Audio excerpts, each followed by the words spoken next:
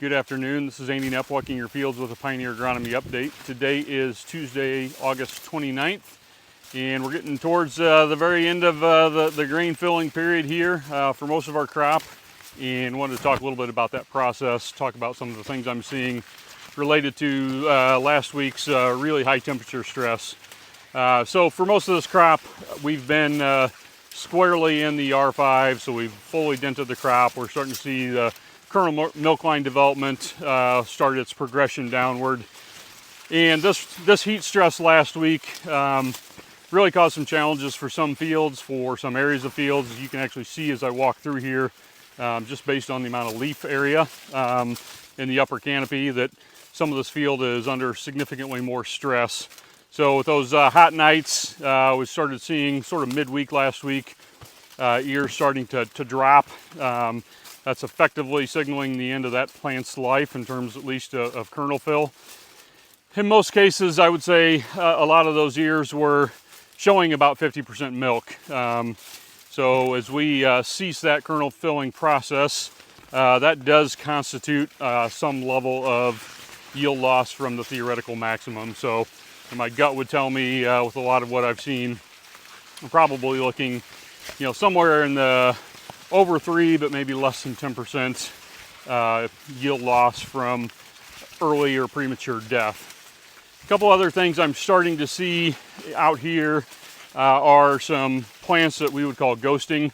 So the whole plant is just very prematurely died.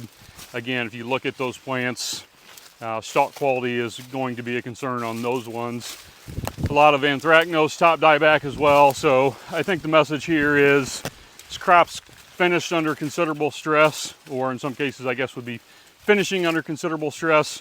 So we are going to want to make sure we really keep a close eye on this crop in terms of harvestability, standability, get out there and do some stalk pushing.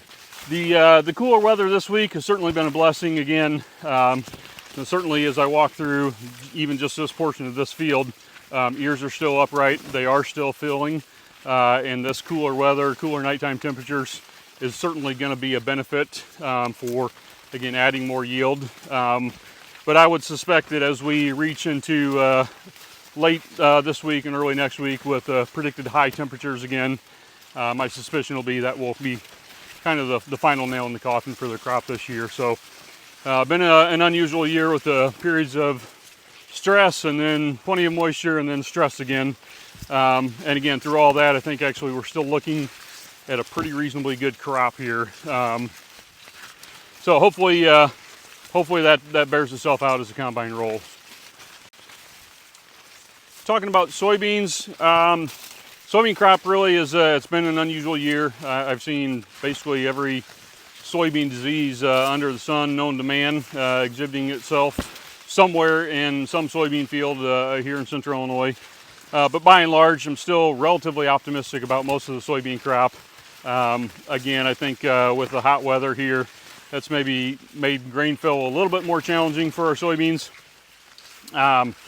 Definitely seeing our early planted soybeans, particularly the less than group 3 maturities, already starting to senesce, seeing signs of those fields changing colors and beginning that process as well. So racing towards maturity for both the soybean and the corn crop. And hopefully we'll get those combines rolling soon, and just wish you all a safe harvest.